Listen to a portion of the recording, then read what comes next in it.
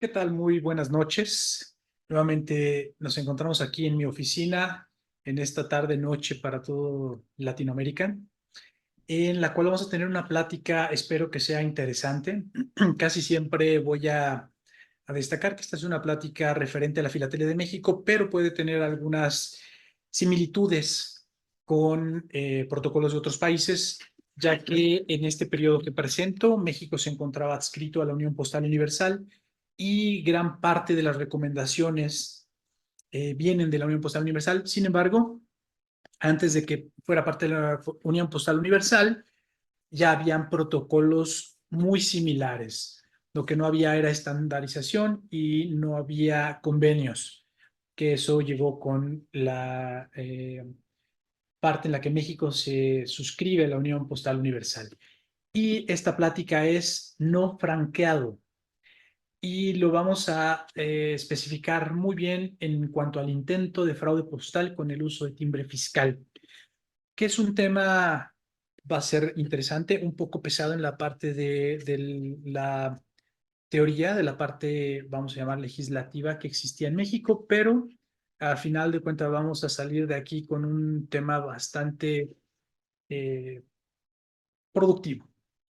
El objetivo es entender de forma clara qué implicaba una marca postal de no franqueado para hacer análisis de piezas postales correctas y demostrar nuestro conocimiento filatélico. Vamos a retomar primero lo que es el concepto de franqueo.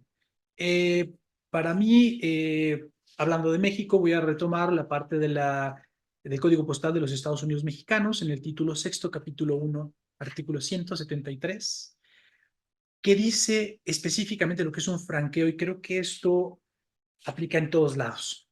El franqueo es el pago anticipado que debe hacerse al correo por la conducción de los objetos que sean susceptibles a ella, según el código postal, por supuesto, y que se verificará por medio de timbres postales. ¿Okay? Un franqueo a partir de 1884, al menos en México, hablaba justamente del uso de timbres postales para franquear una carta. Si nosotros vemos una carta de cualquier época, vamos a ver que ese sobre tiene un porte, o sea, una cantidad, en este caso 35 centavos, pegados como comprobante de que se pagaron para poder conducirse a través del correo. Eso es el franqueo. Pero ahí menciona timbres postales, estrictamente. También el código postal, en el artículo 187, nos dice qué es un timbre postal y vale la pena retomarlo para que todo el desarrollo del tema sea lo más claro posible. Y los timbres postales son una estampilla que tiene un valor legal determinado y sirven solamente para franquear la correspondencia, para nada más. Y aparte de la correspondencia, los demás objetos transmisibles por el correo en las demás clases. En México, de la segunda hasta la quinta clase, se podían enviar objetos que no necesariamente eran correspondencia. Bajo esta misma denominación se comprenden también las tarjetas postales, las tarjetas cartas y las fajillas y sobres timbrados. Es la forma en la que el código postal describe lo que eran los enteros postales de esa época. Por lo tanto, para México y posiblemente para gran parte del mundo, esto, que era un timbre postal, y esto tenían el mismo efecto. Este entero postal de 3 centavos tenía el efecto de mostrar que se había prepagado el servicio del correo para poder ser conducido a través del correo. Si yo tomaba esta estampilla y la daría a un sobre, la daría a una tarjeta, cumplía la misma función. Entonces, cuando entramos a la parte de no franqueado, es la correspondencia que no tiene timbres, literal y textualmente no tiene timbres. Entonces, vamos a irnos a la regulación también de esa misma época. ¿Y por qué retomamos la de 1884? Porque es la época que a partir de ahí hasta nuestros días prácticamente se establecieron las bases para poder trabajar en el correo en México. Para la parte de no franqueados, dice que no se dará curso a la correspondencia y a los objetos de segunda, tercera y cuarta clase que no estén franqueados, o sea, que no tengan las estampillas que comprueben que se pagó el servicio de correo. También nos dice en un artículo siguiente que para este efecto se entiende por no franqueada la correspondencia y objetos en los siguientes casos. Y voy a retomar solo la parte de no franqueado porque en este mismo texto habla de correspondencia insuficientemente franqueada. Primero dice que cuando la correspondencia dirigida a países no comprendidos en la Unión Postal Universal no tenga timbres correspondientes al valor total del porte, mientras que para la parte de la Unión Postal Universal, si tú ponías un porte que no cubría el total del envío, era considerado una correspondencia insuficientemente franqueada y tenían la obligación de darle curso si ésta cubría por lo menos una tercera parte de lo que era el porte para el envío. Mientras para los países que no estaban comprendidos en la Unión Postal Universal, si faltaba un centavo en ese porte, medio real en ese porte, no podían enviarse. ¿Ok? Se consideraban como omitan lo de un real, esa parte tiene otra regulación. Si faltaba un centavo no podía enviarse. ¿Por qué? Porque estos países que no estaban comprendidos no había la posibilidad de hacer convenios con los cuales se pudiera hacer el reintegro o el pago en iguala de los portes faltantes, que sí pasaba con los países con los que teníamos convenio en la Unión Postal Universal. También menciona como no franqueado todas las correspondencias que se usen de estampillas oficiales fuera de los casos a los que establece este código. ¿Cuáles eran los casos que establecía este código? La correspondencia, eh, por ejemplo, de oficinas de gobierno federal, las oficinas del Estado y las instituciones u organismos autorizados por la Dirección General de Correos que tuvieran un fin necesariamente social, necesariamente participante de la sociedad, que requirieran estampillas oficiales. Entonces, si estas estampillas oficiales se utilizaban por un privado, por una persona que no era parte de estas instituciones, por ejemplo, que tomaran esa estampilla oficial, sustrayéndola de una oficina y pegándola en la correspondencia que iba a la abuelita, en ese momento, si era detectado, iba a pasar como una correspondencia no franqueada.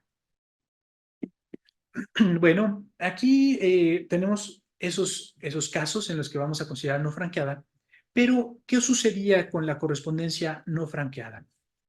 Eh, Decía que esa correspondencia se iba a retener y se publicaría en una lista de orden alfabético con las cartas que no se habían franqueado y esto iba a ser al día siguiente de que habían sido depositadas, fijándola por 30 días en el lugar más visible de la administración o publicándola en un periódico si lo hubiese en el área donde se encuentran las correspondencias no franqueadas.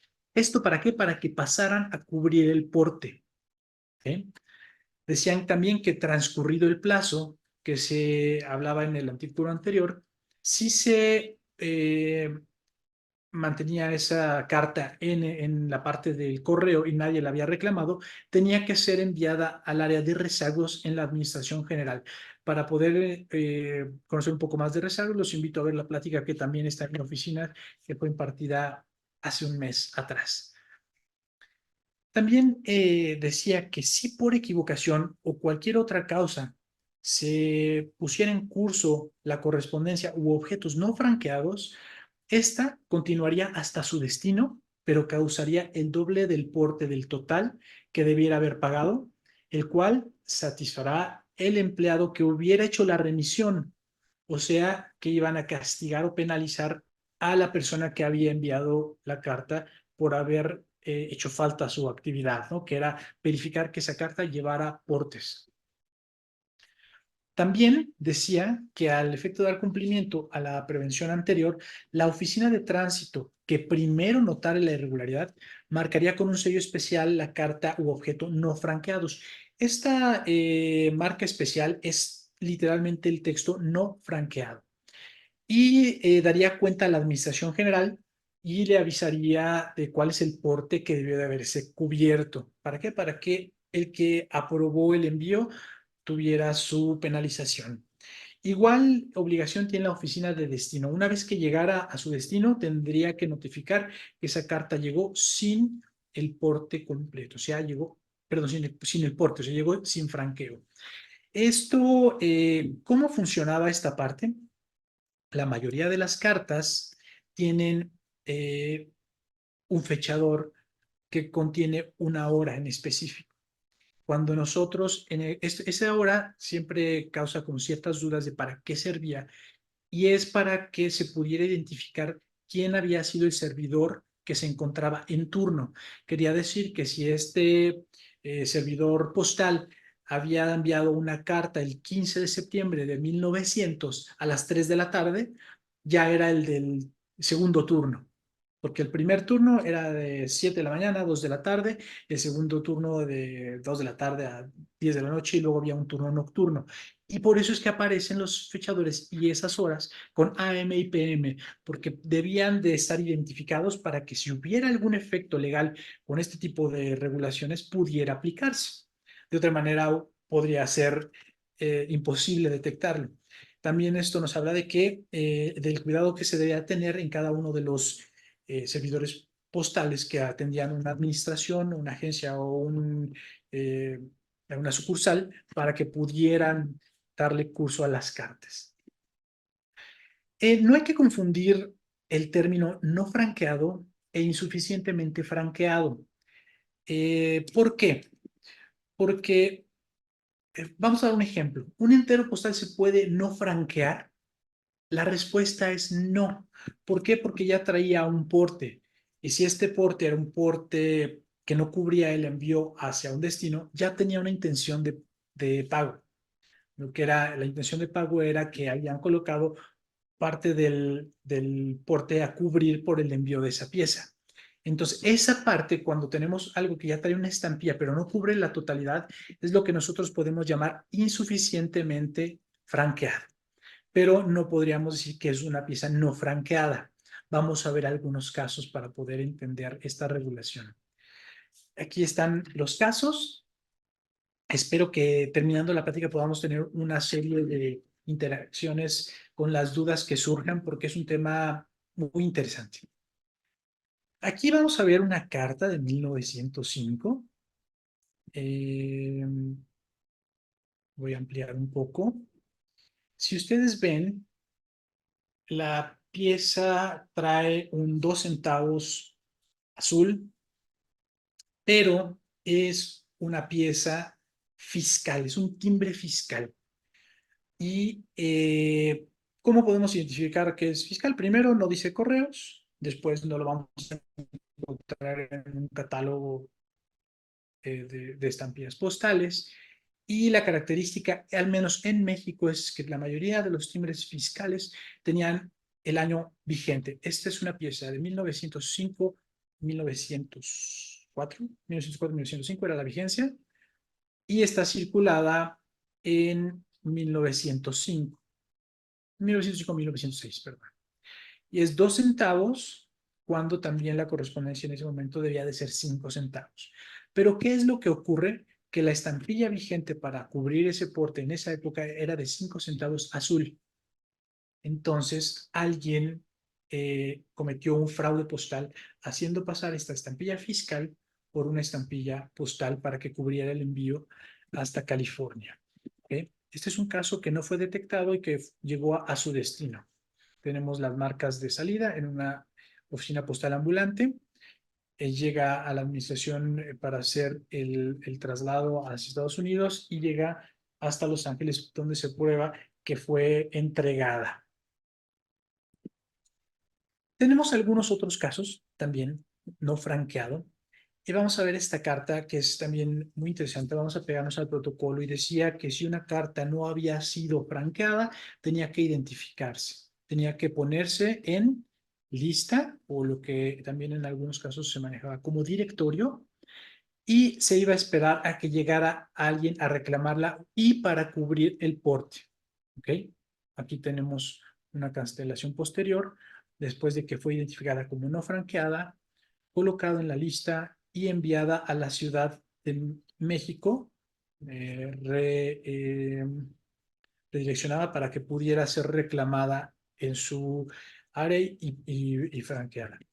¿Podemos identificar algo de la validez? Bueno, es una pieza de 1915, la sobremarca se puso en vigencia en 1914, era un porte válido y tiene todo su procedimiento de que llegó hasta el punto de rezagos al menos para poder identificar la dirección. Aquí se ve la dirección azul, destinatario azul marcado con líneas rojas, para poder reencaminarse hacia la Ciudad de México con un remitente identificado dentro de la carta. Vamos a ver otro caso, ya vamos a pasar a la parte, ese era el caso práctico para que vean cómo funcionaba el reclamo. Pero vamos a ver nuevamente casos prácticos de no franqueado con estampillas fiscales. Estas fueron detenidas, identificadas como no franqueados. Si nosotros nos vamos a la estampilla, vamos a ver aquí que tiene 1914 y aquí abajo 1913.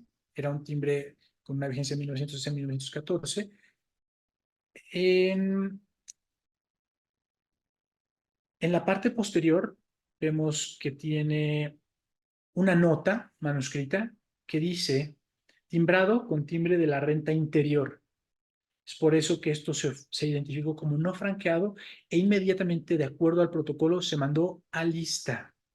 ¿Okay? No se ve indicio de que fuera pagada. Esta carta no se ve que fuera reclamada porque tendrían que haber adherido los timbres postales correspondientes.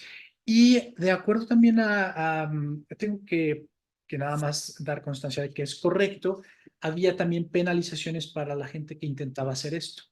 Por lo tanto, habría gente que no iba a reclamar este intento de fraude. ¿Okay? Otra carta que vamos a poder observar es esta carta que tiene también un timbre fiscal. Nuevamente lo podemos identificar porque tiene los años de vigencia, 1913-1914. Esta fue enviada a la ciudad de Puebla. Aquí entra al directorio de la Ciudad de México en el área de rezagos para poder ser reclamada.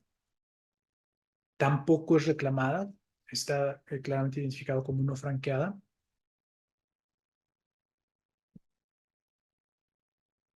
Un siguiente caso también de intento de fraude postal, también colocado como no franqueado en la parte superior e identificado con una marca todavía más interesante que es estampilla de documentos, de la misma manera que habían identificado en el caso, dos casos anteriores con timbre fiscal, timbre para renta interna.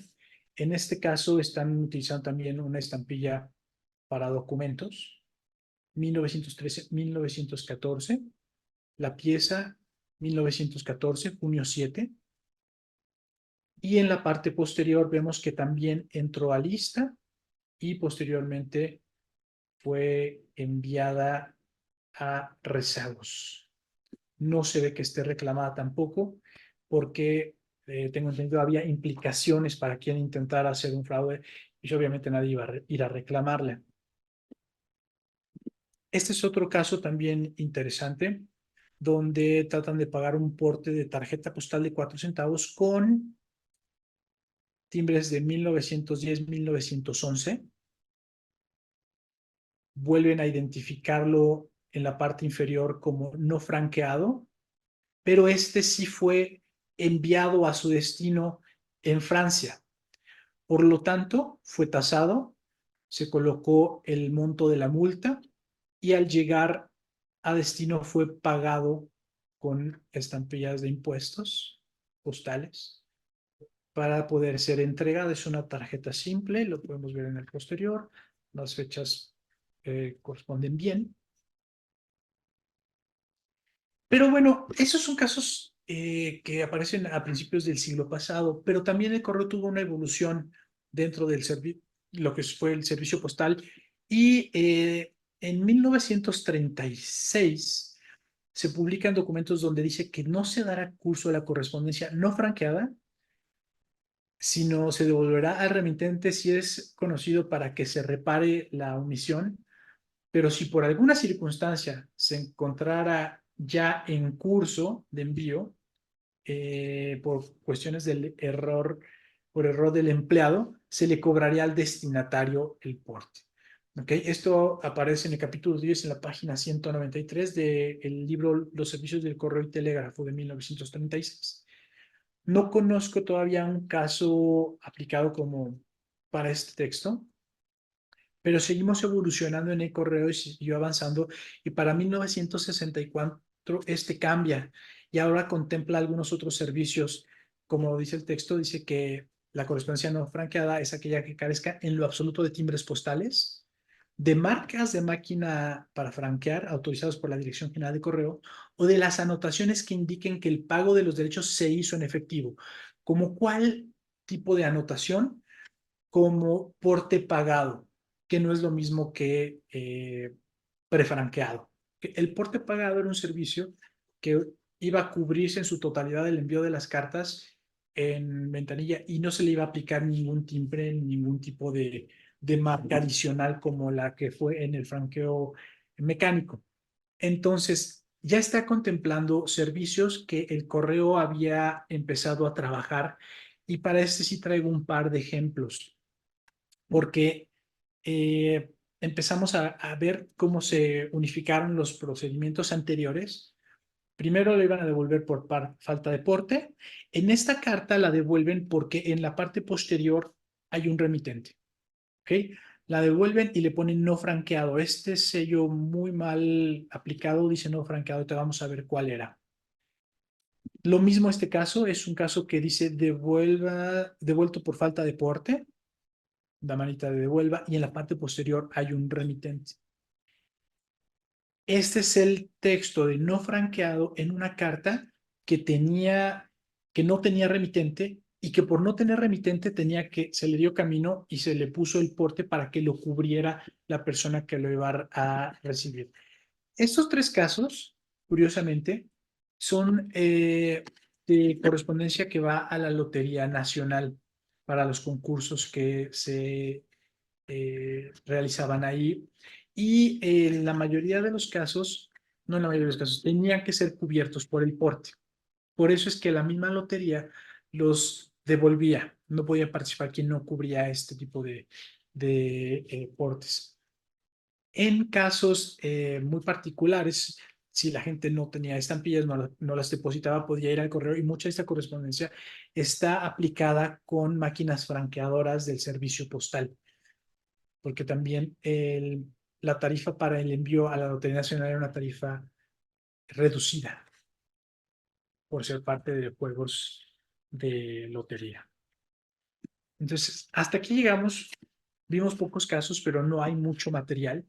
Lo que me gustaría ahora ver es llegar a una conclusión. Creo que esta parte de no franqueados es una posible área de estudio con gran potencial si se profundiza en la regulación del objetivo de su marcaje, falta de la palabra. Y es un área muy interesante, escasa por su naturaleza. La mayoría de la gente no estaba buscando ni hacer un fraude al correo pegando estampillas fiscales, o tratar de omitir la responsabilidad que era pagar un servicio de correos. Por su atención, muchas gracias. Gracias, Mario. Muchas gracias, Mario. Quedo abierto a sus preguntas, sus dudas. Yo sé que va a haber muchas, porque realmente es un tema que, a pesar de que viene en un texto muy concreto, surgen las dudas que pueda haber. Ujú. Jorge, Gracias, Henry. Gracias, Mario. Escuché toda tu charla. No me Gracias. quedó claro una cosa porque lo mencionaste muy rápidamente y desde que vi el título de tu charla fue lo primero que pensé. ¿Qué hay de otros medios de pago como máquinas franqueadoras y correos oficiales sin sellos o ¿cómo se llama? Franquicias postales? Estamos De hablando de un regulación, periodo en particular, perdón, yo sé que estamos hablando de un periodo en particular, pero no había nada de eso en ese entonces. sí. A ver, las primeras cartas, las que están pagadas con timbres postales, no existían máquinas franqueadoras. Máquinas franqueadoras en México entran hasta 1929, a final de 1929. Entonces, para atrás no existían máquinas franqueadoras para poder hacer considerar que las máquinas franqueadoras pudieran omitirlo. Sin embargo, las máquinas franqueadoras identificaban un porte. ponían 2 pesos, 4 pesos, 20 centavos, 30 centavos. Pero no Entonces, eran un timbre, no eran un sello. eh, Tú mencionaste específicamente que la regulación decía sello, timbre. sí, porque estoy presentando Revolución en 1884, donde no existían máquinas Por franqueadoras. eso, mi pregunta es si en el futuro se modificó esa regulación. Sí, sí, sí, sí, sí. O sea, en la parte en la que, bueno, después de 1929, que todo eso era considerado parte de franqueo, sí se modifica, incluso ya en el libro de 1900, en el último, 1900, ahora les digo, eh, 64, ya aparece ahí máquinas franqueadoras y los textos que hacían excepción al mostrar el porte, que era el porte pagado. Para la parte en la regulación sí dice claramente que todo lo que era pues, franquicias tenían excepción de el porte. Decía que como excepción en casos, si nosotros nos vamos a la parte de la presentación que di de oficiales, ahí van a poder ver que la regulación nos decía que los organismos que tenían franquicia oficial podían exentarse del aplicar la estampilla. Uh-huh. Pero para eso la Secretaría de Gobernación les iba a estar proporcionando las estampillas con la sobremarca oficial. ¿Okay? Entonces, bueno, todos esos casos son el hecho de que no llevaran el comprobante de pago, estaban cubiertos, tanto el servicio oficial, la máquina franqueadora, el porte pagado, traían siempre una indicación que estaba ya cubierto el pago. Pero Ya. en estos casos, no. O sea, la parte de usar un timbre fiscal no aplicaba como un pago de un porte Ok, postal. oye, otra cosa, ¿y qué hay de correo al exterior o correo del exterior al interior? Que tuvieran esas mismas cosas, ¿cómo se manejaban? No, aquí cada país tenía que, de acuerdo a la Unión Postal Universal, tenía que cubrir su procedimiento de no franqueados o de insuficientemente franqueados. O sea, Francia era el responsable de identificar que la correspondencia fuera bien porteada hacia donde fuera, hacia el mundo. Y el mismo caso, México era el responsable de verificar esa parte. Cada Ok. país era responsable. Entonces, al interior, tanto al interior como al exterior, el país donde se emitía era el responsable de verificarlo. Francia debía tener sus propios procedimientos y cualquier otro país, Alemania, todos los países de Sudamérica, Centroamérica, tendrían que tener sus propios procedimientos para poder identificar tanto el no franqueado como la insuficiencia de franqueo. Eh, No en- intervenía México. sí, pero eso quiere decir, si lo interpreto bien, nomás corrígeme, por favor, si estoy equivocado, que una pieza que tuviera falta de porte hacia el extranjero no podía ser enviada. Si fuera de casualidad enviada, que me estoy casi seguro que he visto más de una, ¿qué sucedería o qué sucedía? Lo mismo voy a irme al ejemplo que pongo, en este caso en 1910, Ajá, 1911. Esta pieza fue marcada como no franqueada porque sí, tiene timbres fiscales, ¿ok? Y se le dio camino para que en el destino se pudiera pagar y se así pagó es, con multa. ya está el sobreporte francés. Sí, sí, sí, aquí está la indicación de que fue identificada y tasada por 20 centavos en México. Ujú. Pero inicialmente no tiene ni siquiera intención de, de pago, que era lo que ellos manejaban. Ok, y El esos único 20 fraude, ah, sí, dime, dime. y esos 20 centavos que fueron recuperados en Francia, ¿llegaban a México de alguna parte o se los No, quedaban los franceses o qué este, sucedía? había una multa, o sea, aquí México identificaba, aquí no me pagaron todo, tú tienes que cobrarlo en el destinatario. De acuerdo a los procedimientos, esta carta llegaba al destino, se mandaba una notificación, usted tiene correspondencia por pagar en la sucursal tal o en la administración tal. Entonces iba el francés, decía yo soy tal, se identificaba con una cartilla de identidad o con algún documento oficial. Yo soy el señor, Lo ¿cómo que se sea. llama? ¿Sí? Madeil, no sé. Y entonces él pagaba y le entregaban su carta. Pero tenía que Bueno, ser en, ese es un comandante. sí, sí, sí, como decías, lo que sea, ¿no? Llegaba y le entregaban su carta, pero él iba y pagaba en ventanilla, en el mostrador, pero estaba Ok. cubierto. También, todas las demás que traen timbres fiscales, por supuesto que son intentos de fraude, son gente que intentó pagar el porte y el único que logró llegar a su destino fue este. Este fue el único que pasó. eh, por un timbre de 5 centavos azul, que era el correspondiente para poder pagar el porte en 1905, Ya, pero es un 2 centavos fiscal. sí. Bueno, me queda claro. Muchas gracias, Mario. A ti, Jorge. Mauricio.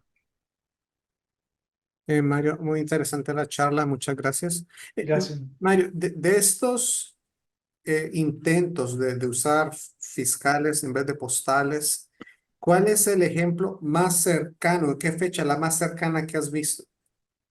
Y,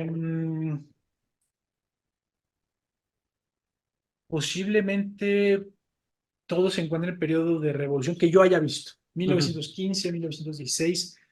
Eh, Creo que parte podría ser a la escasez de estampillas, ujú. pero la misma pieza te dice que no es la razón, porque Sí. si hubiera existido escasez de estampillas, el mismo correo no te hubiera vendido una fiscal y después te hubiera puesto que no hubo franqueo. Ujú, Entonces, podríamos inclinarlos hipotéticamente por esos dos caminos. Primero, una falta de portes. La gente, ujú, al no tener portes, comprarlos en el correo, aplicó ujú. sus propias estampillas fiscales y el correo las detecta y las retiene. Entonces, esa podría ser como la hipótesis. No he visto más recientes a ese periodo de la primera década del siglo pasado, pero obviamente mi experiencia no es tan grande como para decir lo he visto todo y no lo hay.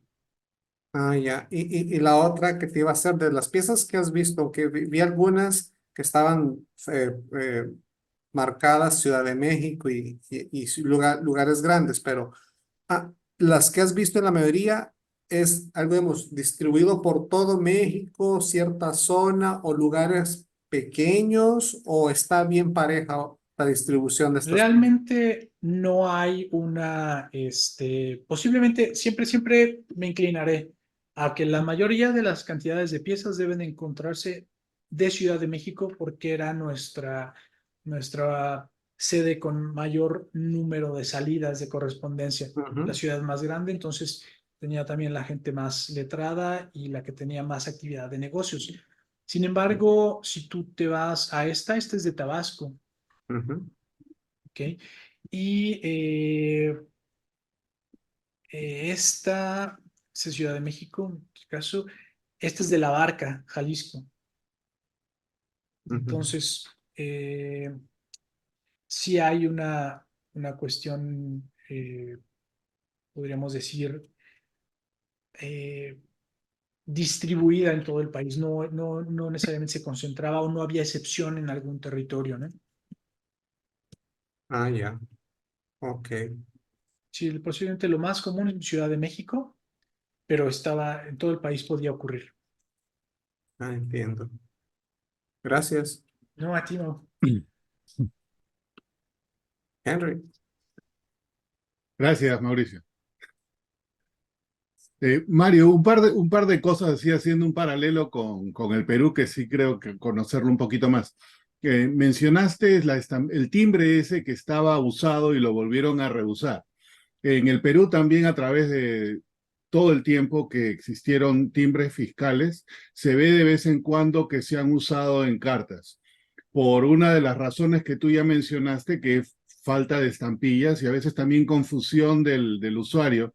Y en el caso del Perú, en los primeros años, las estampillas no las vendía el correo, se vendía por parte de agentes, ¿no? Entonces los estancos, creo que Chile era igual y algún otro lugar también era lo mismo. Entonces, esa separación de quién conduce y quién vende el timbre postal, no sé si es el caso de México o no, pero quizás eso también puede explicar parte del uso inicial de los timbres fiscales. Mencionaste la época de las revoluciones mexicanas y bueno, ahí pasó de todo, pues creo, ¿no? Así es. Entonces es más que justificable que se hayan podido usar. Volviendo al caso ese, quiero compartir mi pantalla para un par de cositas, un par de ejemplos de cómo funcionaba esto en el Perú. Cuando la estampí, cuando era impago, me avisa si es que lo ven. Perfecto. Ya se ve. Cuando, o sea, todo esto cae bajo el concepto de multas o déficit de franqueo, ¿no? En el caso del Perú, esta marca, por ejemplo, estampilla usada, cuando la estampilla que se usó había sido usada previamente, la multa era 10 veces el porte. En este caso iba a ser 10 centavos, pero el porte fue un sol. Si hubiese sido impaga, no le ponían la estampilla, lo que hubiese pagado como no pagado hubiese sido solamente 20 centavos, que era el doble del porte faltante. Esa era la regla. Cada país, como bien mencionaste, inicialmente hacía su cálculo interno a la manera que le sea de mayor conveniencia. Aquí tengo otro ejemplo, que es, ¿dónde está?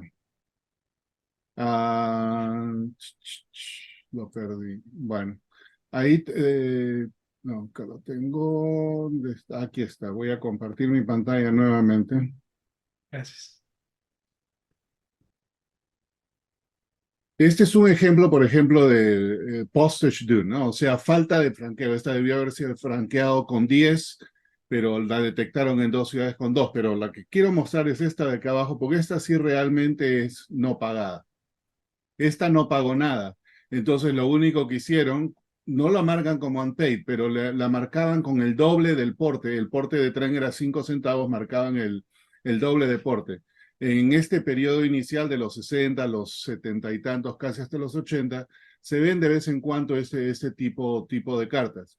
Al ingreso a la Unión Postal Universal, creo que uno de los fundamentos de eso era que la carta había que darle curso así no estuviese franqueada. Entonces, esa tarjeta que mostraste, definitivamente la tenían que mandar así no esté nada. Lo que me extraña es de que al empleado le iban a dar una penalidad interna. Entonces, eso sí no es conocido, por ejemplo, en el Perú, ¿no? La regulación decía de la UPU, yo la puedo depositar sin franqueo, la puedo marcar como tax, al destino van a pagar, pero se acabó.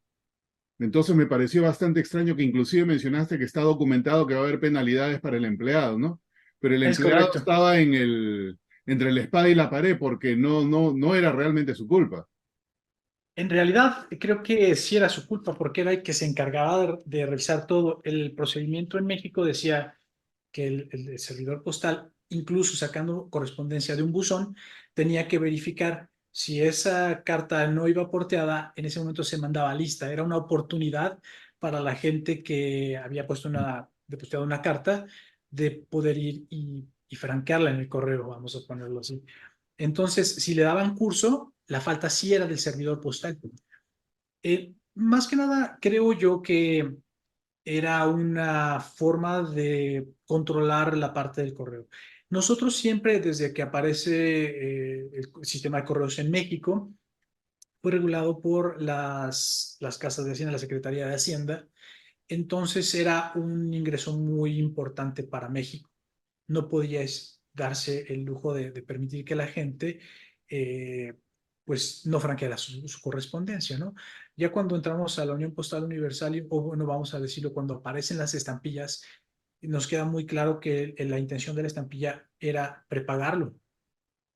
O sea, desde 1940, en la reforma de Rowland Hill, el objetivo era prepagarlo. No había como mucho sentido de volverlo a exentar una vez teniendo un sistema de correos. Por Claro. eso creo que la responsabilidad sí cabe en el servidor postal. O sea, estamos incluyéndonos a una parte de evolución en el sistema de envío de correspondencia, tener la tolerancia a seguir trabajando como antes de 1856, por lo menos en México, pues no daba mucha razón de ser.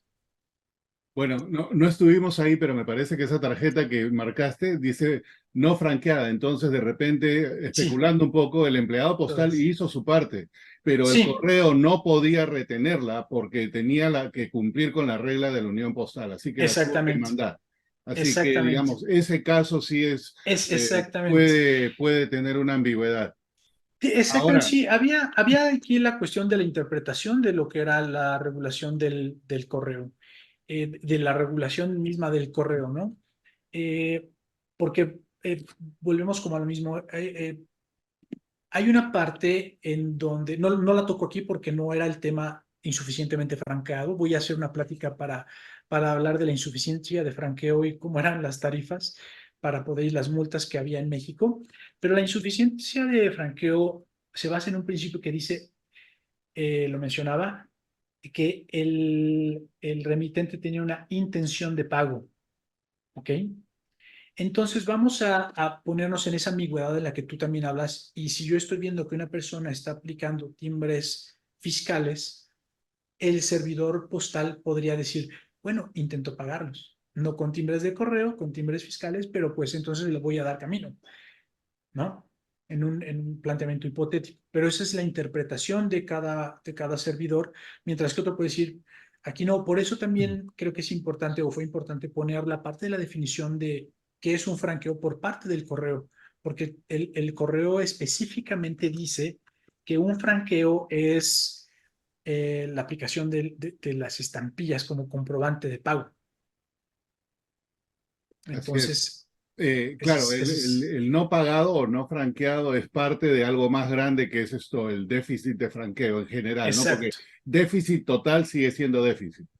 exacto. Y también para cerrar la idea ahí, los países eran responsables de marcar con esa T para alertar a destino que fueran, pero la mayoría de los que se conocen siempre, por lo que tengo entendido, son del país de origen que era más familiar con los portes, pero también lo Sí, podía hacer el país de destino si tenía la familiaridad con lo que debería venir del otro país. En el caso de Perú, por ejemplo, hay unas cartas, pero son de principio del siglo XX, que han ido sin estampillas y han sido tasadas en otro país y la T no es la T de Perú, es la T de... He visto casos de Suiza, casos de Francia y casos de Alemania. Entonces, esas tienden a ser un poco más difíciles y caen dentro de lo de déficit y franqueo y de alguna manera eso creo que respondería a la pregunta de Jorge. Si venía del exterior y venía digamos, a un estado del interior de México, el correo mexicano tenía que agarrar y llevarla así venga sin estampilla, porque esa era la regulación de la UPU y había sí, que sí, cumplir sí. con la norma. Efectivamente, sí, si ya se había brincado todos los filtros, la obligación era entregarla. Claro. Yo no conozco y tengo algunas piezas, tanto al interior como al exterior, de correspondencia mexicana que no tenía el porte completo, que voy a mostrar en la plática de insuficientemente franqueado. Y efectivamente, o sea, no llevan el porte completo, pero se ve identificado la estampilla con la cancelación de la recepción. O sea, a la hora de la entrega cobraban esa falta del porte, tanto para el correo al interior como al exterior, ¿no? Yo estudio casi siempre el procedimiento de México y las consecuencias tanto al interior como al exterior, pero no me he dedicado a estudiar correspondencia del exterior. Llegando a México, tengo un par de piezas, pero no me he dedicado a estudiarlas porque realmente eh, se volvería un mundo un océano, ¿no? Nunca acabaríamos. Una pregunta, ¿México emitió estampillas de déficit de Sí. postage due? Ok, Ujú. entonces, ok, perfecto. Gracias. Solamente terminaron esas estampillas para finales de 1900, para finales de 1800, creo que 1899, cuando entraron el periodo de las aguilitas porfirianas. En ese momento ya no se aplicaron las etiquetitas estas de tax. Ok. Este, Para el correo interior nunca se aplicaron.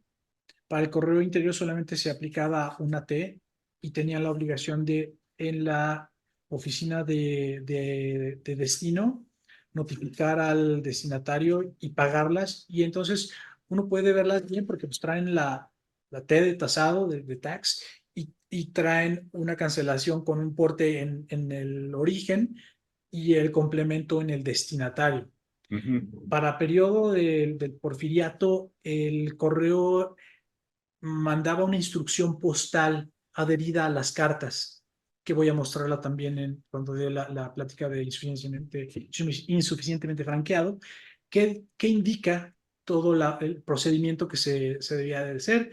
No trae porte, hay que cobrarlo en tal lado. Muchas de las cartas de ese periodo tenemos que poner mucha atención porque ese papel lo arrancaban y ya no trae la instrucción de cobro, pero tengo una pieza, eh, podría decir, impecable, trae su papelito adherido, y tengo otra donde se ven los residuos de que lo arrancaron, evidencia de que esas piezas llevaban su instrucción postal. Y adicional a eso, bueno, creo que estamos hablando por ejemplo, en el periodo del Porfiriato, la mayor cantidad de material que se puede encontrar es lavado, desprendido de las cartas. Entonces, muchísimo de ese material tal vez abundaba, pero pues no lo tenemos físicamente. Gracias. De Jorge. nada. Sí, gracias. Henry, hiciste un comentario ahorita y no sé, Miguel quizás lo pueda, digo Miguel, Mario quizás lo pueda ampliar. Yo sí recuerdo que México también tenía oficinas de correos y agencias, y pues desde siempre las ha tenido. Generalmente las agencias, pues eran bastante limitadas, bastante pobres. ¿Cómo le aplicaban todo eso que tú dices, Mario? O sea, sobre todo, he visto pueblos que todavía tienen agencias, que pues es la dueña de una casita ahí que vende estampillas, ¿verdad? De vez en cuando incluso. Una vez me tocó estar en uno que decía que ellos vendían las estampillas, digo, estoy hablando de hace unos 20 30 no más, unos 30 40 años, que ellos vendían las estampillas y para enviar el correo tenían que salir a la carretera para cuando viniera el, el que levantaba el correo para entregárselos. Imagínate en esos años, hace 130 años, 120 años, de lo que estás hablando, pues debió haber sido algo parecido, similar. Y la gente que vendía los correos, las estampillas, de seguro también estaban muy limitados en su conocimiento Ujú. en esas agencias. Mira, yo lo que podría contestarte es que lo que eran administraciones, que era lo más alto, sucursales, que era lo que seguía, y la agencia, que efectivamente era lo que menos tenía, todas ellas estaban instruidas plenamente por el correo. Al grado que todas las sucursales, todas las agencias aparecen en los itinerarios y derroteros. No existe ninguna que no aparezca identificada en libros del correo como Sí, lo sé, autorizadas. pero de Las, ahí a que estén capacitados los que vendían las estampillas son dos cosas diferentes. A pesar de eh, que se en, diga que en, así fue, en las agencias, en las agencias. por lo menos llegando hasta el periodo, eh, pues yo creo que revolucionario de México, no existía la informalidad como existió después de la revolución, donde sí había gente que acumulaba correspondencia para que pasara la OPA y a ellos se les entregaba, ¿no?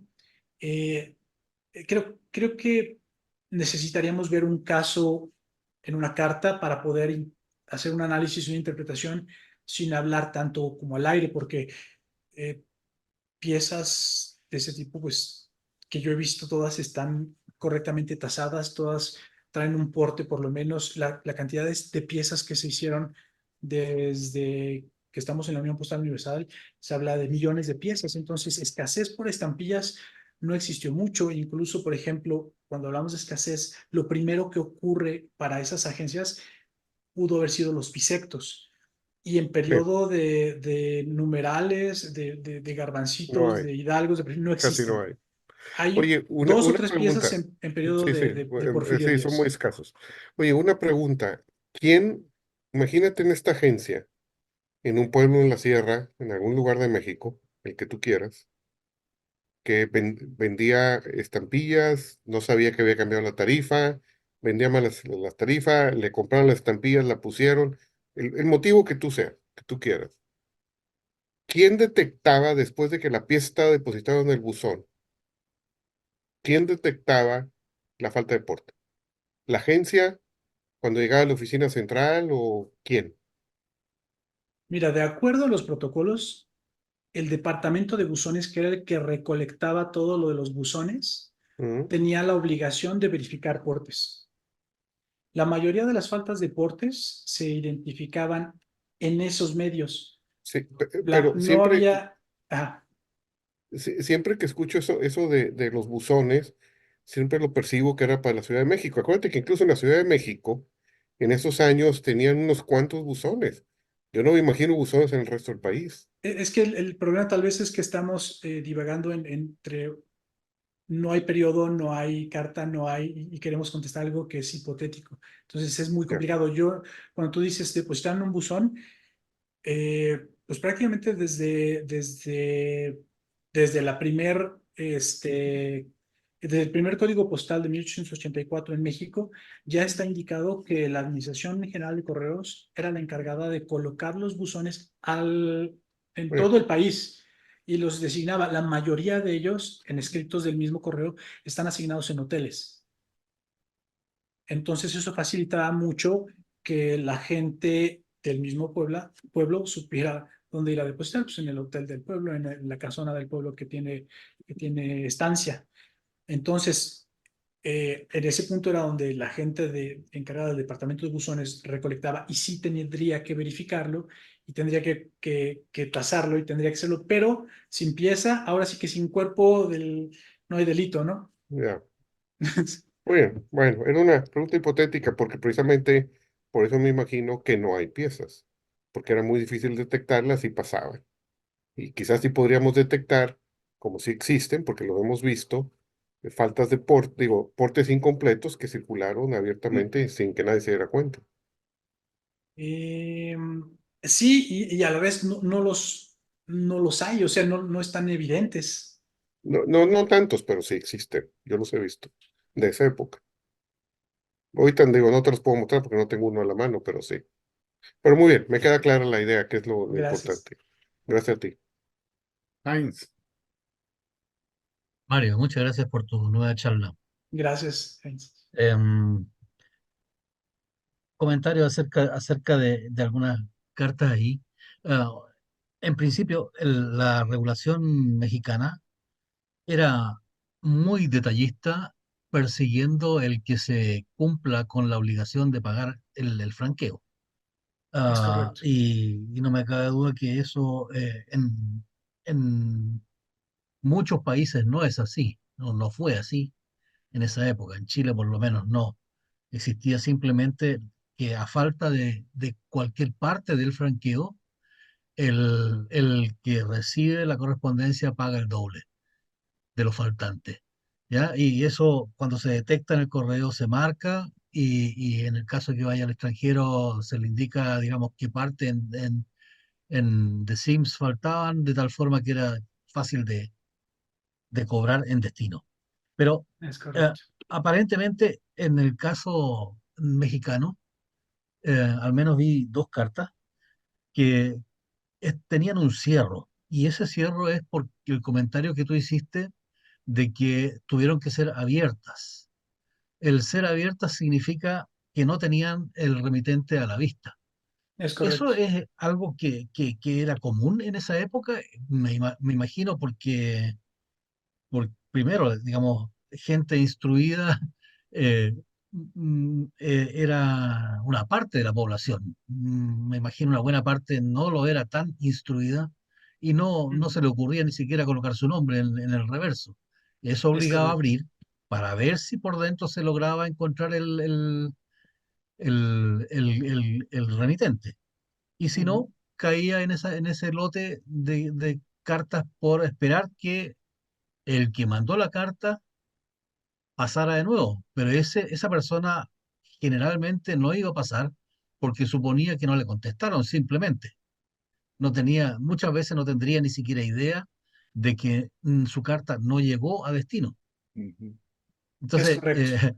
esa es una parte. Lo otro, el uso del cierre. El cierre oficial obviamente era aplicado por el empleado del correo ahí para Ujú. sellar de nuevo la privacidad de la carta antes de ir al resto del proceso, si es que era franqueada. Pero Exactamente. esa tarjeta que tú tenías ahí y que se fue al extranjero, eh, y La yo me pongo en imagino que pantalla, ¿eh? tampoco tenía remitente y que por eso ni siquiera pudieron cobrarla. El reverso de esa. Posiblemente sí. Aquí con esta pieza de 1911, 10, recuerdo, Esa. esta. En la parte posterior, ups, no creo que aparezca No, un remitente. no tienen cómo Eh, cobrar. no tendrían cómo cobrarlo efectivamente, que será una opción. Pero, de nuevo, aquí yo creo que algo que tocó Henry y es muy importante es la ambigüedad en la interpretación.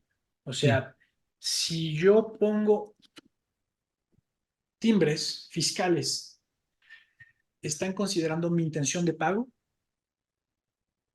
Entonces, por eso es que posiblemente le dieron curso, porque alguien sí, dijo, pues están intentando pagarla, entonces vamos a darle curso para que llegue a su destino.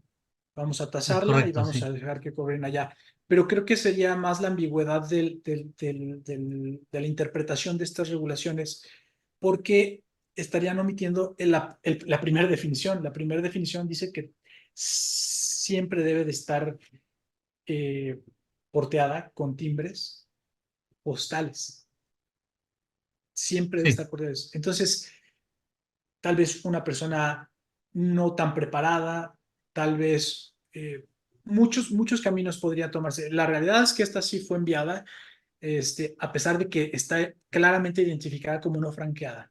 Yo creo sí que la se ve. interpretación de ese fragmento de si tiene una intención de pago o no, es lo que determinó que fuera enviada con una multa a cobrarse en el Correcto, destino. Ujú. correcto. Sí, muchas gracias. No, gracias a ti, James. Solo una acotación, si me permiten, no le había prestado atención antes, pero cuando las estampillas no eran aceptadas, le ponían ese cero al costado. Y me parece que esta es la primera vez que yo veo un matasello o una marca postal con el cero. Ujú. Y, o Eh, sea, si tenían esta marca postal es porque esta práctica habrá sido bastante común ahí en México. Exactamente. Este es otro de los estudios que yo estoy haciendo, estudio personal, de lo que era la marca postal cero, que muchos en México dicen, es una marca muda, pero en realidad no era tan No, muda, tenía un significado, tenía una interpretación en el servicio postal. Es cero, efectivamente, quería decir que no tenían valor esas estampillas. Se aplicaba en tres casos, cuando no tenían valor, porque eran, por ejemplo, estampillas para documentos o estampillas fiscales, cuando se estaban utilizando estampillas falsas, que si hay casos, yo tengo un caso de una estampilla de Hidalgo de perfil falsa que fue intentada enviar por el correo, la identifican y le ponen el cero, y cuando eran utilizadas estampillas empleadas previamente, o sea que ya no tenían valor postal, porque la cancelación de la estampilla anulaba la capacidad de decir que esto va pagado. Entonces también aplicaban el cero. Esos tres casos son la interpretación del cero, es un cero. Hablar y decirle la marca muda, pues es como decir, tú eres una persona, él es una persona, y no identificarnos por nuestro nombre y nuestro ser en esta vida, ¿no? Ese cero efectivamente implica lo que Henry dice, es difícil de encontrar en México, no es tan común, este, pero sí es porque esas estampillas no eran válidas. Cuando México entra a la Unión Postal Universal, de hecho, en los códigos postales y en el diccionario postal de México que se emite en 1904, se puede identificar como la marca cero, que era para identificar estampillas sin valor para los países hacia la Unión Postal Universal. Así ya lo describe textualmente. Sí, pero esta tarjeta te dice 100% el uso, porque si fuese matasello no iba a estar ahí donde está. Sí, sí, Estaba en exactamente. otro lado, este cero es así. Me llama la atención, es la primera vez que veo una marca cero aún así, cumpliendo el propósito para lo que era, que es decir, esto no tiene valor. Exactamente. Aún así, debía de ser aplicado en las estampillas. Pero ahí está, o sea, Sí, ambos amarran la aquí está. estampilla, solamente que no lo Exacto. ponen al punto que dijiste, no como matasello que pudiese ser confundido, solamente toca muy levemente para indicar el valor que no tiene, pues no vale para franqueo, ¿no? Está Es correcto. interesante esta tarjetita. Sí, la verdad es que es de mis favoritas y es con la que yo inicié mi estudio de la marca cero Ujú, para México. Sí, perfecto. ya Sí, no es realmente una cancelación muda, dice mucho. claro. Mauricio. Mario, viendo estos ejemplos, ¿hubo algún momento en la historia de México que por necesidad del correo tuviera que recurrir a los, a los sellos fiscales? Lo olvidé poner, sí lo hay, pero no tiene que ver por la escasez de estampillas. Ujú, En el periodo de Revolución de 1914, el mismo Cosme Hinojosa hace un reporte en el cual, cuando el gobierno constitucionalista, o previo al gobierno constitucionalista, cuando en Sonora empiezan a ganar los constitucionalistas, aparece el primer timbre fiscal, que es un transitorio utilizado para el correo. Se aprueba, está documentado que está aprobado, se utiliza, es un transitorio, y luego, cuando se emite la primera estampilla del gobierno constitucionalista, se imprimen las dos versiones, la versión del correo para el timbre postal y la versión del timbre fiscal para la captación de impuestos. Ambos dicen gobierno constitucionalista, y en esa emisión también se permitieron los timbres fiscales en uso postal. Entonces hay dos ujú, emisiones que sí son empleadas, vamos a llamarlo, autorizadas como timbres ujú. fiscales para el uso postal. Solo dos. Ah, ya. Ok, gracias. Es que se me ocurría que a lo mejor, como hay tantos ejemplos, a lo mejor, si es que se había autorizado en algún momento, a lo mejor hubo gente que quedó con algunos y los usó. Te lo comento porque aquí en dos oportunidades, por escasez, una por escasez, otra creo que también fue por una revolución que no se podía mandar y que se tuvo que usar sellos fiscales porque no habían estampillas postales. Ya más cercanas a nuestras fechas, si encontrabas un sello fiscal, es que seguramente alguien lo quiso hacer pasar y que pasaban a veces. Es Pero por eso correcto. te preguntaba, a lo mejor si se habían utilizado en algún momento, a lo mejor alguien pensó, bueno, esto sigue siendo válido y lo utilizó. No, Pero, no, sí están bien identificadas las estampillas que fueron, postales, ujú, perdón, fiscales sí, utilizadas con fines postales. Ahorita les puedo mostrar una rápidamente. ujú, Eh, Les comparto pantalla, que la metí en mi primer ensayo de... ¿Sí la ven? Sí, ¿verdad? Sí. sí, sí se ve. Ok, ¿Te la puedes ampliar? Sí. sí, gracias. Es mi primer ensayo de montar una colección de rezagos. Esta es fiscal. Entra en 1914, eh, se aprueba para el uso postal, y después también se indica que se debe de dejar de utilizar. Es en el periodo del gobierno constitucionalista. Esta termina en rezagos también. Este, con esta voy a participar en la virtual de un marco de Sudáfrica, en la SADPEX de este año. Y les digo, es el caso. Este es timbre Ujú, fiscal del gobierno constitucionalista. Hay otra que no la tengo a la mano, sí tengo varios sobres circulados en Sonora o saliendo de Sonora. Y ese timbre fiscal también se aprobó, y conforme fue ganando el ejército constitucionalista territorio, se fueron extendiendo los usos. porque inicialmente el uso fue al interior de Sonora, fue un timbre transitorio, y después se conocen algunas salidas hacia otros lugares, también timbre fiscal. Lo mismo en este caso, fue inicialmente un timbre fiscal para uso en la parte del gobierno constitucionalista y después se fue extendiendo conforme fueron ganando. Ok, gracias. Bueno, ¿Alguna duda? no Yo quisiera habiendo hacer otra una mano pregunta. en alto. Adelante. Adelante, Edgardo. Sí, solamente una pregunta, Mario. Antes que nada, pues felicitaciones, ¿verdad? Porque estuvo realmente interesante. Gracias. Eh, con respecto a a las piezas que tienes de rezagos, entiendo que obviamente estas debieron de haber sido rescatadas del Departamento de Rezagos pagando el porte, porque de otra manera la ley decía que debían ser incineradas, ¿verdad? ¿O hay alguna que no se rescató y se fugó por algún lado? Fíjate que, bueno, es muy interesante tu pregunta. Es un tema muy complicado, muy complicado. Yo estoy tratando de hacer justamente ese cronograma entre las marcas postales y el protocolo del servicio. El sello gris de apertura no se aplicaba para abrir y dar una segunda oportunidad para que pudieran reclamarla. Esa apertura era parte del procedimiento de rezagos, porque iba a terminar en rezagos, y se supone que iba a ser destruida. Tengo un par de ejemplos en los cuales, bueno, a ver, dos cosas. La primera, si el porte estaba completo, la gente solamente tenía que llegar al departamento de Reclamarla. rezagos Ujú. y reclamarla y se la entregaban.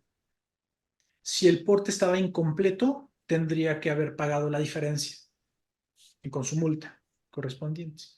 Entonces, la mayoría de las piezas que considero yo que poseo son piezas que fueron rescatadas previas a su destrucción, que fueron reclamadas antes de su destrucción. El periodo prácticamente de estancia eran 6 meses. Los Sí. primeros 30 días eran en la oficina de donde había arribado, luego le daban otra vuelta 30 días para poder devolverla al origen si encontraban un remitente al interior de la carta. Hay algunas piezas que no necesitaron abrirse porque estaban identificadas con un remitente, entonces se devolvían y sin necesidad de abrirse. Y muchas veces lo que era el remitente se reclamaban y volvían a hacer un intento de envío, ¿no? Entonces, el problema aquí es hacer la trazabilidad, encontrar cómo viajó y cómo fue entregada. Canceladores muy mal puestos, fechas muy confusas, errores humanos en todo el procedimiento también, porque ya llevaba 20 cancelaciones y 2 se repiten en la misma ciudad y después entiendes que no, que es porque salió en la mañana de una ciudad y llegó en la tarde a la otra ciudad y entonces por eso tienen la misma fecha en 2 ciudades. Esa parte es la compleja, es muy interesante, pero sí es una especie de rompecabezas Sí, filatélicos, es bueno, ir armando todo el trayecto. bueno, Y muchas lo gracias. difícil de exhibirlo es cómo poner esas fechas, porque no lo único que quieres es no poner las fechas, sino saber también qué pasó en cada una de estas. Pueden algunas piezas, como que les voy a mostrar ahorita, tener 6, 7 cancelaciones. Eh, por ejemplo, esta pieza. Esta es la pieza que sí fue para el correo, que salió al conjunto con la fiscal que se utilizó también para el correo, ¿no? Es igual color rojo. La diferencia está en el porte. Esta era 10 centavos, la otra era 5. Estos sellos, como caen uno encima de otro, es difícil identificarlos. Algunos, por ejemplo, ¿por qué hay un 20 de octubre y después un 31 de octubre? Bueno, porque lo que yo entiendo es que en este momento ya fue la decisión de mandarlo a México, a la Ciudad de México, a rezagos para su destrucción. Entonces, evidentemente no fue destruida. Esto quiere decir que allá sí la reclamaron. Pero encontrar congruencia en todas las fechas es la parte más complicada. Pero es un buen ejercicio para ir entendiendo cómo Bueno, se viajaba en el correo. porque tienes que demostrar, que justificar, pues, de qué forma se salvó de la incineración, Exactamente, ¿verdad? exactamente, Y que no fue, pues, sustraída ilegalmente exacto. del departamento. Exactamente, y no hay nunca una que diga entregado. O sea, no hay una marca que sea Sí, entregada. Aparentemente las reclamaban y y pues, solamente la daban, 35 la tomas, entregaban. llévatela, ¿no? Ujú, Entonces, correcto.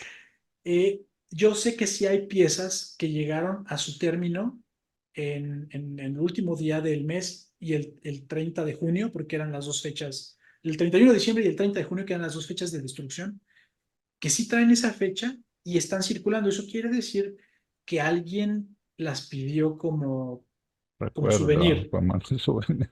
Sí, prácticamente fueron les decía, oye, no Sí. las destruyas, regálamelas, soy filatelista. Ah, sí, claro, toma, ahí están, ¿no? Pero, y pasa, o sea, las que tienen 30 de junio y 31 de diciembre, que eran fechas de destrucción, Mm, están circulando, creo que no deberían de existir. Porque aquí en Honduras la ley decía que se tenía que abrir la carta y las que contenían dinero tenía que entregarse el dinero a la Tesorería General de la República, las que contenían libros, revistas, periódicos, a la Biblioteca Nacional y el resto a incinerar, ¿verdad? Pero Exactamente. Igual en México. tal vez había algún interesado, dice, bueno, eso ya no lo ocupan, ya no hace daño a nadie, me regalas estas 20 o 30, ¿verdad? Por Claro. ahí había tal vez más de alguno eh, instruido por algún filatelista interesado también, ¿verdad? Sí, más en esas Que bueno, épocas la relación del filatelista y el correo era muy cercana. sí, sí. Entonces, creo que sí Entonces, podía haber ese tráfico de influencias ujú, que llevara a que esas claro, aquí piezas no sucedió, fueran ¿verdad? destruidas, Sí, terminaran en manos de filatelistas. claro. Bueno, interesante. Gracias. Gracias. Gracias, Eduardo. Mario, solo como una pregunta. Suponiendo que alguien quisiera hacer algo similar hoy, que le pongas un fiscal a una carta y la deposites, ¿crees que pase? Con mucha certeza creo que sí.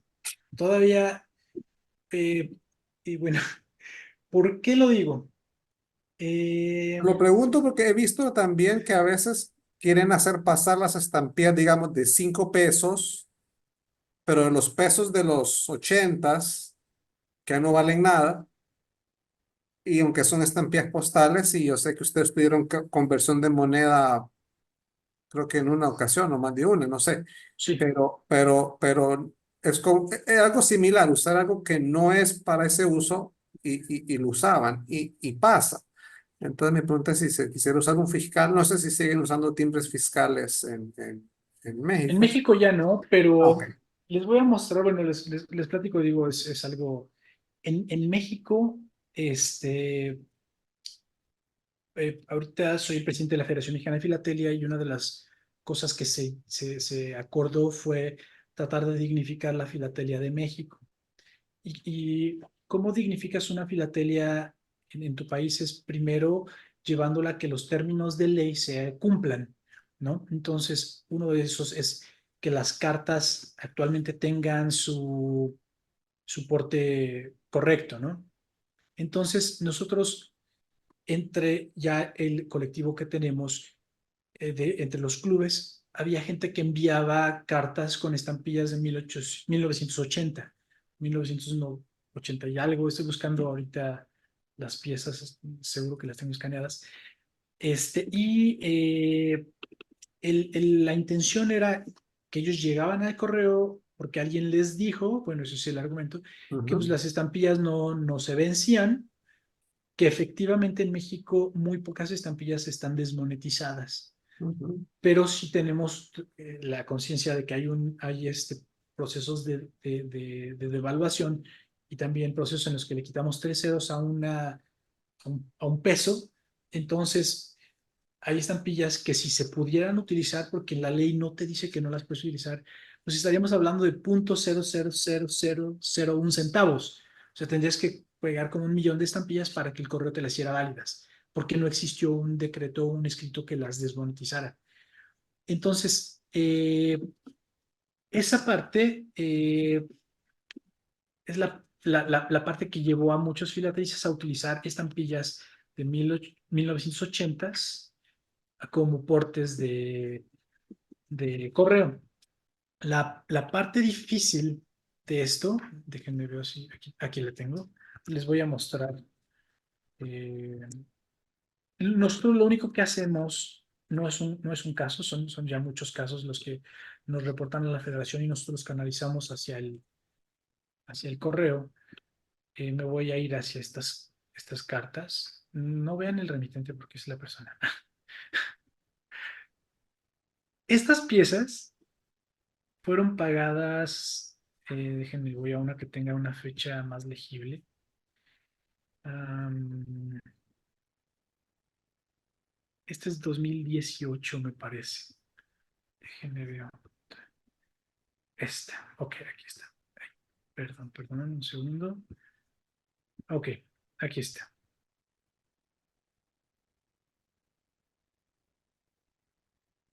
Ay, se ve más. Segundito. Aquí está. Este es 2021. Ok. El problema con estas cartas es que están pagadas con un timbre para seguro postal. O sea, ni siquiera era para el porte del correo. El seguro postal era un servicio, era un derecho en el correo y tenía una estampilla particular para pagarla, pero no era una estampilla que cubriera el porte, cubría un seguro. O sea que es doblemente mal. Estas son 5 piezas que nosotros nos reportan, pero creemos que circularon en los últimos 5 o 6 años más de 500, 600 piezas porque el que las estaba enviando era un comerciante o es un comerciante. ¿Ok? Entonces, esta parte a nosotros nos queda muy claro que es un proceso de dignificar nuestra filatelia, haciendo que se formalice, evitando estos usos que terminan siendo para el filatelista muy atractivos, pero, pero inútiles. Dañan mucho más la filatelia, aunque para muchos puedan ser un souvenir eh, contemporáneo, ¿no? Entonces, lo que hacemos nosotros es lo canalizamos al correo, a la dirección general, y la dirección general lo único que hace es advierte a esa oficina para que tenga cuidado y no permita el uso de esas estampillas. Y entonces, de esa manera, evitamos que existan fraudes postales que lamentablemente también no están regulados hoy en día. Hoy en día lo único que dicen es que esa correspondencia es correspondencia irregular y que debería de retenerse en el mostrador a que la pagara el destinatario. Entonces, es mejor Mario, que no se lo permitan y tengamos una filatelia sana a que vaya y lo paguen en el mostrador y tengamos filatelia chafa. Mario, pero contrabalanceando eso, ¿no? En realidad no está regulado, nunca las demonetizaron. El facial se confunde con el facial de hoy, a pesar de que no es equivalente, así que hay un enorme vacío que permite ese tipo de cosas sin que sea, digamos, algo entre comillas ilegal, porque no hay nada que lo penalice más allá de que no debería ser. Exactamente, no hay nada que lo penalice, pero en las instrucciones del correo hoy en día dice que el servidor postal debe de estar al pendiente o tratar de estar al pendiente de recibir estampillas de no más de 10 años. Si bien su uso se puede hacer para atrás hasta donde nosotros tenemos la conversión hacia los nuevos pesos, porque a partir de ahí nosotros podríamos utilizar estampillas de 1994 para el porte. El correo recomienda que se esté al tanto de utilizarlas dentro de los últimos 10 años. Entonces, el problema aquí no es tanto, como mencionaba, que no estuvieran usando una estampilla de correo, están utilizando una estampilla para el pago de Ujú, servicios de seguro postal, o sea, son postales, pero al mismo tiempo no son para el porte, son para el servicio. Es como pagar con entrega inmediata. También no es para la estampilla, es para el servicio de hacer que vaya más rápido ujú, tu correspondencia. Entonces, lastima todavía más al correo. Ese es el punto, ¿no? ujú. Entonces tenemos una crisis porque nuestro correo está convaleciente, económicamente herido, y luego usamos estampillas para que ejerzan un servicio sin que se les pague. Entonces muchos justificarán, porque ya lo hemos recibido, es que yo pagué por esas estampillas hace 20 años, ¿no? Hace 30 Sí, pero no años. es forever stamp, pues así como aquí. Exactamente. Y ok, yo digo, si tú lo quieres hacer así, entonces pon el porte adecuado. El porte adecuado debería de ser como 70,000 pesos por un envío ordinario, porque ya le quitamos 3 ceros, porque ya tenemos otro sistema completamente distinto, ¿no? No agarrar 750 de 1984. Eso es una grosería, porque lo saben, o sea, saben que ya la economía y la moneda no es la misma, y aún así lo intentan porque se vuelve como lo decía, un souvenir muy rico en la cuestión postal filatélica de México, ¿no? Contemporánea. Exacto. Bueno, no habiendo ninguna otra mano en alto, gracias, Mario, No, por la gracias, señor. charla. Y con eso nos quedamos hasta el día de mañana.